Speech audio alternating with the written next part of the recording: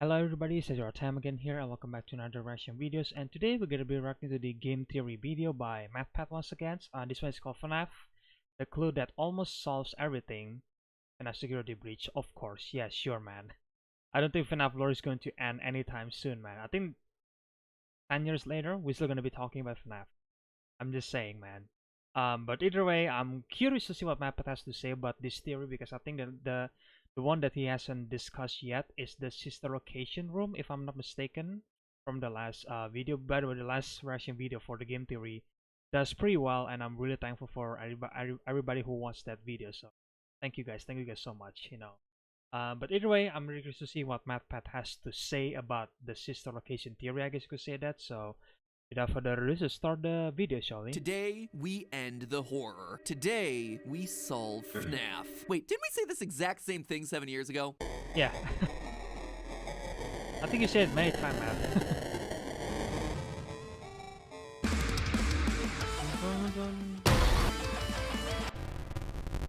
Oh my god. Music, man! Oh, Hello, Internet. Welcome to Game Theory, I look the behind show me. that reminds you that if you click the like button hard enough, it'll summon DJ Music Man to your neighborhood for a block party. Go ahead, try it. Hit that like button. Didn't work? Have you tried clicking subscribe? I hear that sometimes works too. It I needs guess to you be must not be both. clicking hard enough. I don't know what to tell you. Speaking of not working hard enough, aren't you tired of just plain boring merch? The kind that you buy and sure, it looks cool, but it just sits there on your body not doing anything interesting. Well, what if your merch was actually a puzzle? Introducing the world's first quest jacket. I know what you're thinking. Oh A denim my jacket God. isn't anything Man. revolutionary, and you'd largely be right, except you'd also be missing one of the most crucial details. Those patches, they're not just any old D&D style patches, they're clues to help you solve a much bigger puzzle that exists inside of this thing. It's not just a jacket, it's the world's first ARG jacket. You heard that right, a world first. It's not every day that you create like the first of something, but to all my research, I don't think a product like this has ever existed. We've actually been Matpat working really for the went past 2 years insane to with make the something like this happen. merchandise, I'm Working not with gonna garment lie. manufacturers to sew secrets into places that they've Again, I never love even it, even though thought I never about buy before. them. Obviously, I don't want to give too much away because part of the fun is letting you guys solve this for yourself, but we pulled out all the stops to give you a piece of clothing that you can actually experience. This thing is premium to the max, and if you manage to solve it, you get a special final patch to show that you are truly the puzzle master. So go ahead, head on down to the description and be a part of history. Grab yourself the first ever piece of ARG clothing and what will be the first in our series of quest jackets. Roll an investigation check to see if you've got what it takes. Today we finish milking,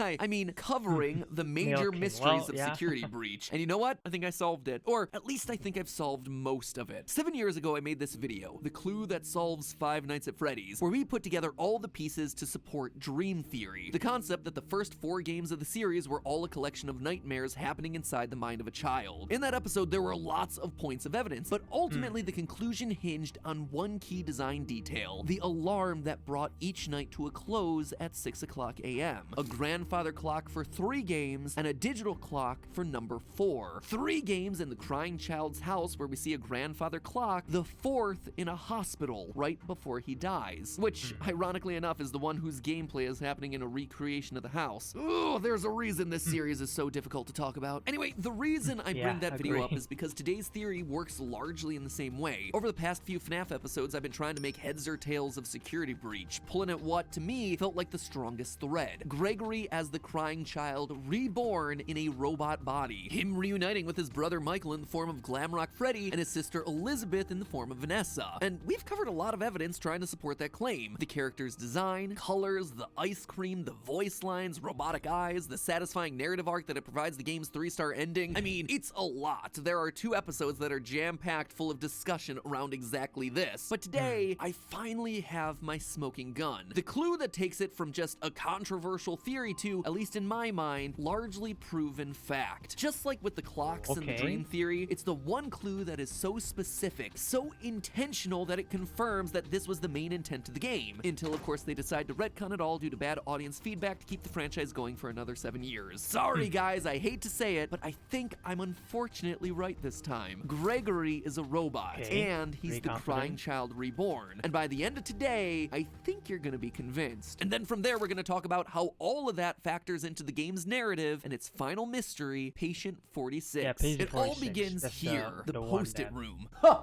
What? This is unexpected. After exploring the sewers to decommission Chica, Gregory winds up here, a room full of glowing staff bot heads and lots of post-it reminders on literally every surface. I mean, this thing is a flashing neon sign that says important lore here. And yet, in online discussions, it's been largely overlooked because it's kind of sandwiched in the middle of the game, overshadowed by the animatronic spaghetti monster ending. And even though I knew Yeah. that something had to be hidden in here, trying to figure it out was like finding a needle in a haystack. So what is this? What are we looking at here? I think it's pretty obvious. Yeah? Is it obvious, Matt? What is it? You get to a certain age, Uh-huh. and you gotta start taking notes. Post-it notes? Yeah, you just leave them around. Okay. But also there's robot heads. So with that incredible insight, I spent literal hours off camera trying to look at every single post-it note to make sure that I had the full picture. And the answer I got was, do not do that. Learn from my mistakes. It took me so long, only to discover that the game files had been dug up and the post-it textures were just Oh there my in God. 3 simple images. Thanks to Just X Fought for uploading these to GitHub. Flush those hours of my life down the toilet. When you study these post-it textures, you actually realize that there are 3 phases to the post-it notes. One that's barely legible, another where the spelling and drawing improve slightly, and the final where they become nearly perfect. It looks like someone is trying to learn how to write and draw, slowly getting better over time. And it all begins here with a note written in binary. When you first enter the room, there's a cardboard box in the middle, which, if I were to guess, is Steel Wool trying to draw our attention to the most important post-it clues in what otherwise is a very crowded and busy looking room. On it, we get this binary string, which translates to, "Why is I?" That's it. The grammar, I think, is intentionally bad because this is a computer coming into consciousness, asking the question, why am I alive? And doing it written in binary, the language of machines, computers, robots. Elsewhere in the And room the is more Matrix. binary that translates to hide. Whatever this thing is, it's scared and it's confused. It hides until it can better understand what or who it's meant to be. The other illegible phase 1 notes here are random flashing thoughts, the sky, kids, love, random glimpses of memories coming into focus. The phrase, "I can feel it," is this creature coming into consciousness. And this right here, "you are something family," which looks like Afton family, but That it's kinda pretty look like unclear. In short, it appears to be a machine that started speaking in binary, but as more and more memories start to take hold, it begins to write in normal alphabetic characters. When you dive into the notes from phases 2 and 3, though, things start to get much clearer. It's mainly images and text revolving around birthday parties, happy place, birthday time, family, a pile of presents, some cake, let's get snack, fun,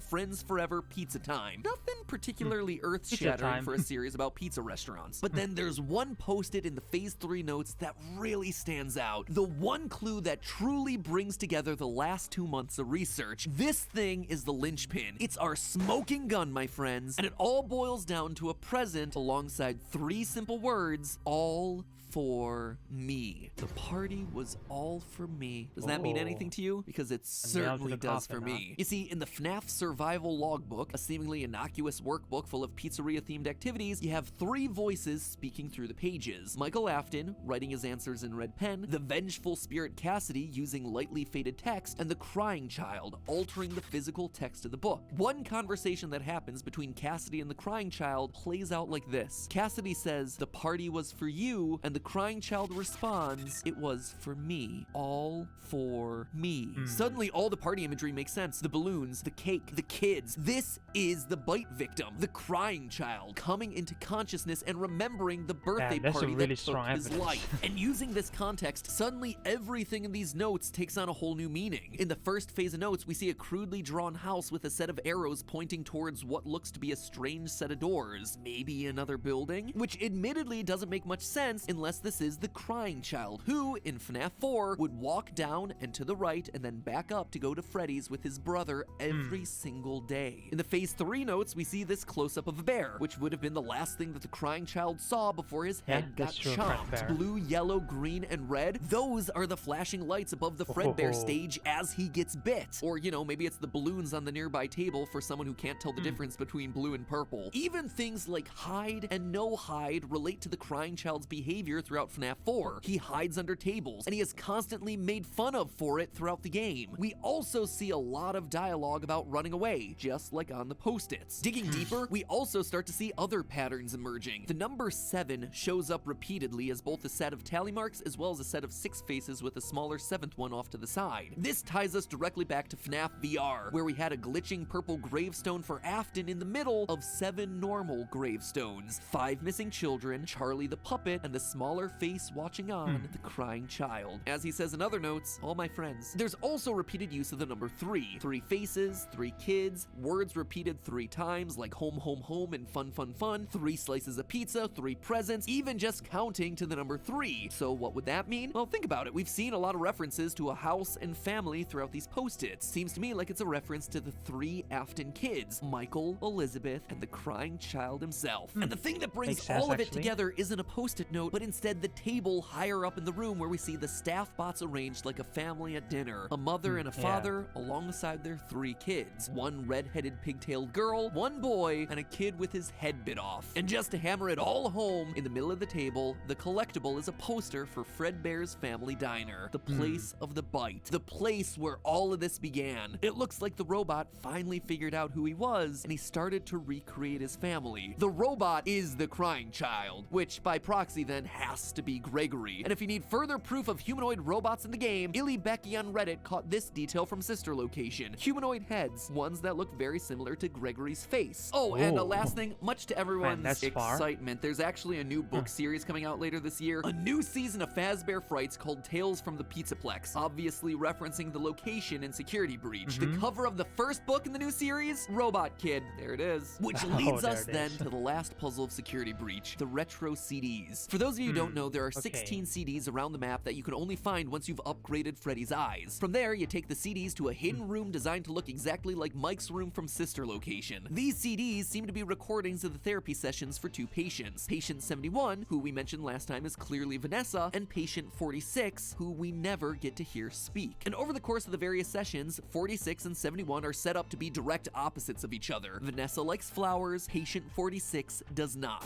Oh, you like those? The janitor on this floor has a garden and has been putting bouquets in the offices here for years. What's the problem? Oh, the flowers? I'll move them. Vanessa likes blue skies and doesn't like dark basements. 46 prefers it dark. I like the blue sky. I don't like dark basements. Oh, right. Too bright. When the shade's pulled, it feels like we're in a cubbyhole or a cave, yeah? Vanessa doesn't like candy. 46 does. Would you like a candy? No, thank you. Those have 35 calories apiece. Sure, you can have a candy. Clearly, we're meant to see these characters as opposites, which is why so many people online considered that patient 46 might actually be Vanny, Vanessa's alter ego possessed by Glitch Trap, or even more extreme, Vanessa's evil twin sister, considering the fire ending shows us a dead Vanny on the ground and Vanessa looking down from the burning Yeah, that's building's true. roof. But let's quickly That talk also about those could two be, interpretations. her First of all, spirit. Vanessa and Vanny are the same person. They have to be. All the evidence leading up to this game in places like FNaF's Special Delivery have pointed to a woman named Vanessa A getting mind-hacked by Afton and reluctantly following his orders. And in this game, we still have pieces of evidence. For instance, in the CDs, we learn that Vanessa is buying fake fur to make the Vanny costume. On your breaks, it looks like you were shopping for a costume. You purchased some fake fur material.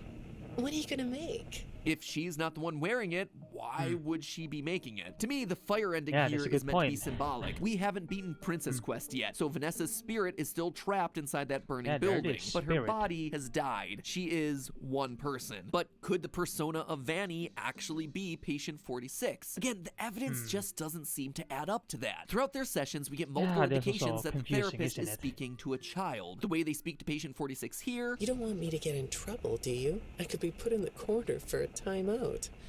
Yeah, you think that's funny, huh? and again here, Tragedy always leads to a feeling of loss. It's a hole that feels funny, right? the way they explain simple words, And I'm surprised by your knowledge of computers. You're something of a phenom. Do you know what that word means? It means you have unusual skill, like a hacker. the way they point out that 46 doesn't fit into the chair. That chair doesn't really fit you, does it? They even mention the fact that they specifically work with children. You know, I work with people of all ages, from little Oh, it's kids to the very adaptation, isn't it? elderly. I understand that therapists Maybe. would want to treat alters as they see themselves, but this just doesn't seem to fit. At no point do we get an indication that Vanny sees herself as a child. But now let's go back to what we assume we know about 46. They're a kid, they like the dark, they like candy, they're really good with computers. In fact, they're a bit robotic themselves, answering questions in cold, detached ways. When I read your account of what happened, it came across as, well, more of an objective rather than a subjective narrative. Oh, sorry. You don't know what that means, do you? Here again, we get another example of the therapist having to explain a relatively simple word. Now, look at our post-it room. It's a dark cave underground, outright labeled as "This is my home." On the central cardboard box is a drawing of candy. And a robot would be emotionally detached and would also be great at hacking. Heck, the therapist does tell patient 46 to write down their feelings. Oh, it's, I suggested you write down They were saying exactly it's what made Gregory, you so sad right? and Maybe? scared. And if this room isn't don't an know. example of that, I don't know what is. Taking it one step further, if I'm right in saying that Gregory is indeed the robot that came into consciousness here, that's why he doesn't fit into the chair. He's a kid. That's also the reason Steel Wool couldn't let us hear 46's voice throughout these therapist tapes. It would give away the game. It would immediately take away the mystery of who 46 is, since we hear Gregory talk so much. But why would Gregory, a robot kid hiding out in the Pizzaplex, actively be seeking out therapy? He's not in a school of any kind, and he's not employed, so it wouldn't be mandated. What is going on here? Well, over the course of the 16 CDs, we listen as both patient 46 and Vanessa visit a total of 5 therapists, all of whom are implied to have been mangled to death by machinery. But the deaths here aren't arbitrary. If you track the tapes, each therapist ends up getting killed off immediately after they start asking Vanessa about encrypted messages that she's been receiving from a mysterious figure. Your performance reviews are good, but a routine check of your online history has revealed that you've spent quite a bit of time with someone in an encrypted conversation. We have transcripts, and I've read them. Dead the next session. The messages you're getting seem very manipulative in nature. You know who I'm talking about. Why won't you open up about it? These files are full of details about your life. Again, dead the next session. When the encrypted messages get brought up to 46, same thing. When I saw some of your recent encrypted conversation logs, at first, I thought I was looking at more examples of you just talking with yourself. Then I realized it was different. When I study this, it sounds like there is someone else responding to you. A third therapist bites the dust. The therapists cover all sorts of topics: bad childhoods, work history. One therapist even confronts patient 46 with all the other dead therapists. Nothing. No response. It's only once the encrypted messages come up that they're suddenly marked for death. We also know that it's 46 doing the killing here. The dead therapists are a complete surprise to Vanessa. Hi, go ahead. Sit down. I don't know you. What happened to... Oh, we'll get to know each other in no time. But to 46, just business as usual. Why did you lie? Why don't we come back to this another day? You're shaking your head as though that's not going to happen. He's shaking his head because he knows that now she is also marked for death. To me, all of this screams of 46 keeping tabs on Vanessa. He's going to therapy not for himself, but rather to follow her actions, making sure that she's not saying anything that she shouldn't about these encrypted messages. And when the therapists do get too close to the truth, they're bumped off. We learn in one of the last CDs that patient 46 isn't being manipulated, but is instead the one doing the manipulation. I don't think you're being manipulated here. I think you're the one doing the manipulating. No comment? Huh?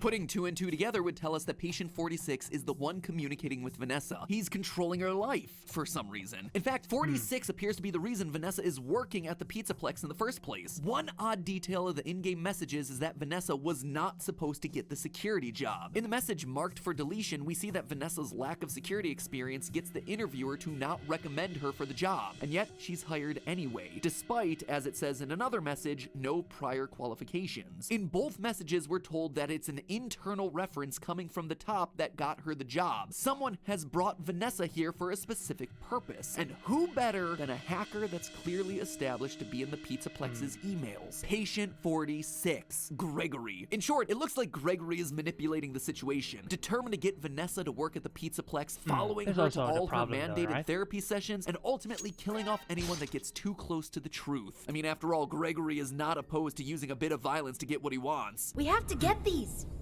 We can upgrade you. Yeah. You know, for a kid, he's very. He's also not you know, opposed to lying about it. I guess robot. It was Chica's. Please be honest. How did you get it? When I was in the kitchen earlier, she fell into some sort of garbage smasher. Is she okay? Well, she's still functional. But why? Why is he going to all of this effort? Well, combine it with what we saw in the post-it room. There's a family reunion scene. Multiple post-its referring to family, the 3 siblings, their house. Remember what I said earlier? A robot has come into consciousness and is trying to reclaim what he lost, his family. He wants the family back together, and so he's doing everything in his power to make that happen. Using his hacking skills, he's managed to break into staff files, so he knows that there's something off about Vanessa. Maybe he even knows that his dad's consciousness is inside of her. He's also got his brother and Freddy and his dad in the basement. The family in this game is truly coming together again, reclaiming what Crying Child once lost. And that's it. That's the whole theory done. There are definitely no holes or flaws to anything I just said. Don't look any deeper than everything I just told you. All right, fine. There might be a few itty-bitty holes to all of this explanation, namely some of the info that we get from the last 2 CDs. If Patient 46 is Gregory, then why is he glitching the system to make all the animatronics scarier? If he lured Vanessa to the Pizzaplex, then why would he then be avoiding her throughout the game? Why would he be surprised to see Afton in the basement if he's trying to bring the family all together? There's also the mystery of the whole parent story. 46 is said to have good parents. None of what you said in your file about your parents was true. The truth is, you had great parents, a great childhood.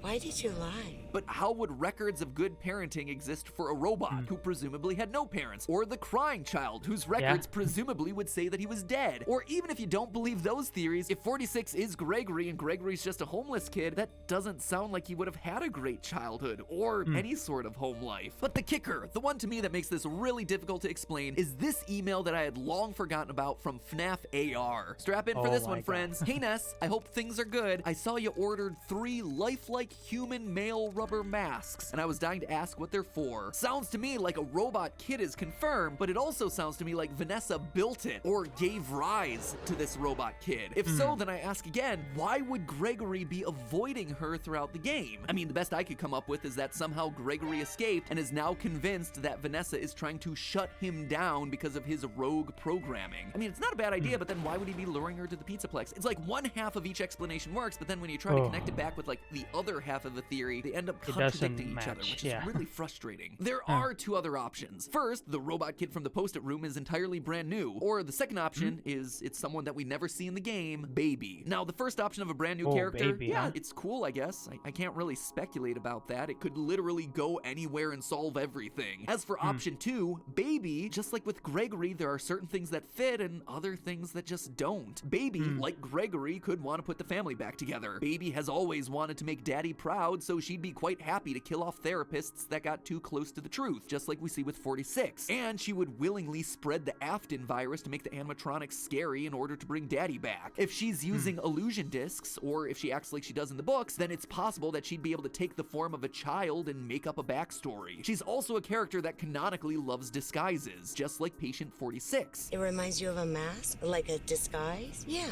I can see that. You like the idea of being disguised? Disguises let you be sort of invisible, don't they? There's also a line about the therapist being able to see Patient 46's eyes. That's better. On this side of the desk, I can see your eyes. And we know that Baby's eye color has always been an important detail in the past. But as with Gregory, there are still a number of holes with this line of thinking. Baby/Elizabeth likes flowers. Patient 46 doesn't. We also know Baby hates being in the basement of Sister Location. So then why, as Patient 46, would she prefer to live in a cave rather than blue sky? In short, as I wrap up my overall coverage of Security Breach, I guess I gotta summarize it like this. This game is frustrating from a lore standpoint. Smaller questions like Glamrock Bonnie and Golden Freddy, those are pretty easy to answer. But when it comes to what this game was actually about, no one theory actually solves it all in a clean way. There are references to every corner of the FNaF universe in here, but as a result, nothing fits cleanly together to solve everything. There are pieces that always dangle or always contradict something else. Do I think the Crying Child is here based on the post-it private room? Yes, absolutely. Is he Gregory? I mean, right now, I think that he's our best option. Is he also Patient 46? I don't think like so, he's honestly. trying to be, but there are just a lot of holes there. And Yeah, there are I don't think holes it's in the baby Gregory. theory too. And that honestly just leaves the option of a mysterious third party pulling the strings behind the scenes, which on one hand would be welcome. I'd love to see a new character inserted into this lore. But on the other hand, it also feels unsatisfying because it's like, well, that came out of nowhere. This franchise has never operated like that, so it feels weird for it to start acting that way now. Individually, small pieces of the mystery make sense, but when you take a step back and look at the wider lore of this series, how it connects to other games, how it connects to the wider story arc that's been created, that's when things start to fall apart. And I think that is what is so frustrating with this title. So that's what I'm left with. Let me know what your thoughts are. Are you seeing things that I'm not? Hopefully it at least sparked some ideas in your head. And hey, if it did, you can Honestly, I let me have know no idea. live right now. I am officially live with other members of Team Theorist, other FNaF tubers, all of us covering things about this game. My hot takes on the security breach lore, other theories that we haven't covered yet, and of course, just generally chatting about what we thought of the game, where we think the franchise is going, and what we predict will be the upcoming DLC. Nothing is off the table, friends. So if you have FNaF theories yourself, throw them out there and we can discuss them live. Link is down in the description right now. Stop on by, join us for some good old-fashioned live theory crafting. And while you're down there, just one last reminder to head on over to our merch store to get your hands on the first of its kind quest jacket. There's a very limited number of these. Okay, there was so there was the theory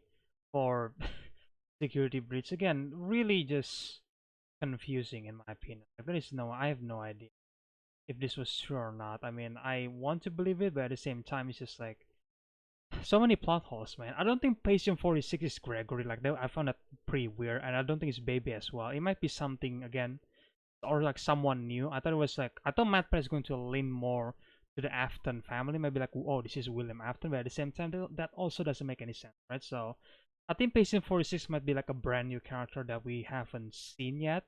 And I think Security Breach might be the next FNaF 4, you know. And what I meant by that, because FNaF 4, that even like several years later after the game was released, you still go back to see, to search some sort of like reference to solve the, you know, the current theory, you could say that. And you always, like Matpat always revisit FNaF 4, you know. There is always something that you could revisit in FNaF 4, and I think Security Breach might become one of these game in the future, that after so many other FNaF game that has been released in the future, you're still gonna go back to Security Breach to solve some of the mystery. Because yeah, so far the game itself was like, yeah, doesn't quite reach its full potential in my opinion.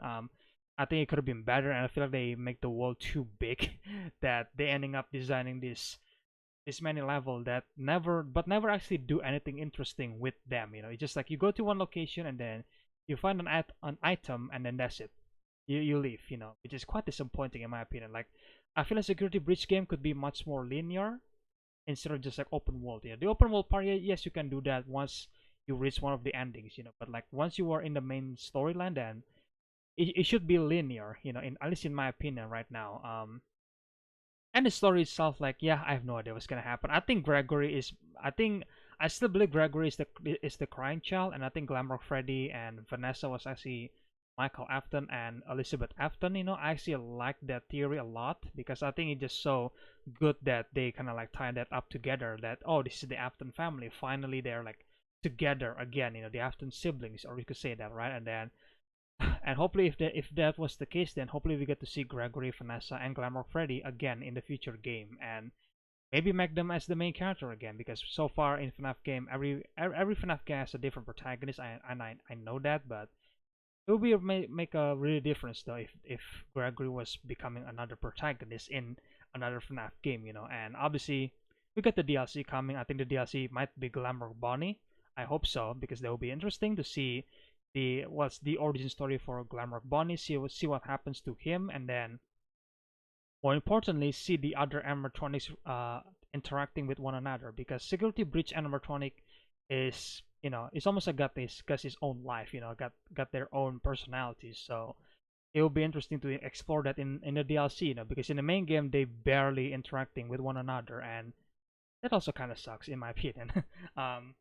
By the way, yeah, the theory is just like I don't know. I mean, I don't think patient 46 is Gregory. I think that was reaching in my opinion. I don't think it's Baby either. I think it might be someone new, some new characters that we haven't seen yet. And as for Vanessa and Vanny, I think they're the same person. I'm pretty convinced right now. And I think that the ending where Vanessa dies and you see another Vanessa on the building, I think that was just her spirit, instead of just like, oh, a twin sister. Like I don't think there's a twin sister in the game. I think just like, yeah, Vanessa have like a split or like alter ego, and that is Vanny, and that's what I believe at. And Gregory is a robot. Yeah, I mean, I also believe that that's the case.